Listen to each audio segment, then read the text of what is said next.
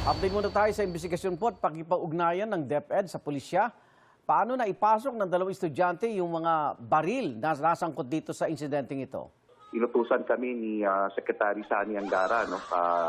Ako at ang isang assistant secretary natin, together with the team from Central Office, na magtungo agad dito, no, sa Tacloban City para nang sa ganon ay mabisita namin na kung ano na ang kalagayan, kamustahin yung kalagayan ng mga sugatan at yung napabalitang casualties natin, Igan. No? Oo. So nandito kami ngayon sa Tacloban City at kagabi nagkaroon kami ng briefing na kasama namin ng pamunuan ng paaralan at ganun din yung Division of Tacloban City.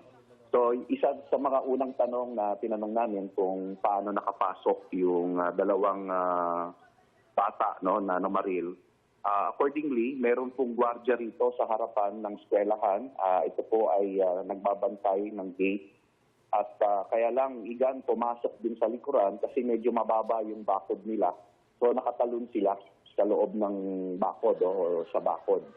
At accordingly, nagbihis yung dalawa, no? Nagpalit ng damit bago sila nagsimulang mamaril. So ganon yung pagkakaulat sa atin, Igan, kung paano nakapasok yung dalawa. So meaning, hindi sila dumaan sa main gate. Natukoy na po ba ang motibo sa pamamaril? Doon sa unang lumabas na ulat, Igan, bullying daw, no? Sabi doon sa mga namaril ay binubuli. Pero hindi natin ma-establish yun ngayon, Igan, kasi seemingly based on the initial investigation, mukhang merong talagang plano. Parang premeditated talaga yung ginawa ng dalawang bata. Oo. In-establish pa natin ngayon yon kasi we don't want to preempt the police investigation right now. Under custody ng PNP as of last night, under custody ng PNP yung dalawang bata.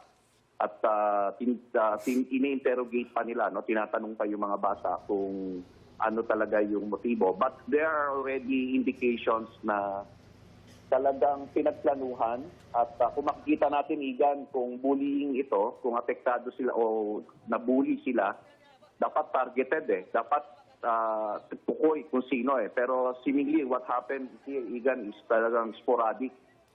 Random talaga. Lahat ng makita at masalubong ay binabaril talaga. Tama po ba, dati na rin palang nagpo-post sa social media ng mga medyo violenting video yung isa sa mga namaril? Well, yun yung lumalabas ngayon, no, dun sa mga social media, no, na nagpo-post yung mga dating post nito. We are trying to establish and confirm this with the teacher advisor, Igan. Ano na po, Dr. Garma, ang mangyayari sa mga minor de edad na estudyante na tinuturing na ngayon children in conflict with the law? Yes. So again, gaya ng nabanggit ko, Igan, nasa custody pa sila ng police. So definitely, baka after the processing, baka i-turn over sila to the SWD for further processing. At doon na siguro gugulong, no, yung proseso ng juvenile justice natin. Maaring sila po ay sumailalim, no, sa court proceeding. At kung meron mang mga penalty, it will be up to the court